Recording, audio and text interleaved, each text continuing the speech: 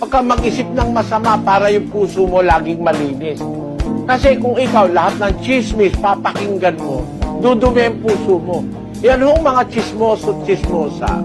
Mga ahente ni Satanas yan para dumihan ang puso mo. No? Ang daladala niyan, mga chismis, para ikaw ay magalit sa kapwa, makapagkaroon ka ng masamang isipin sa kapwa. Ang trabaho niyang mga chismoso at chismosa, huwag niyong gagawin. Marurumi ang puso niyan. Kasi ang sabi ng salita ng Diyos, ang mapaghatid dumapit, naghihiwalay ng magkakaibigang matalik.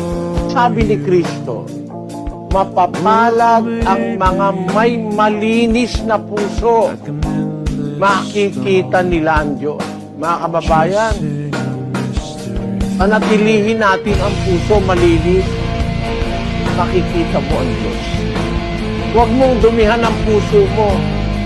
Huwag mong pasukan ang puso mo ng hinala, masamang akala sa kapwa, mga duda. Basta pabayaan mo lang sila.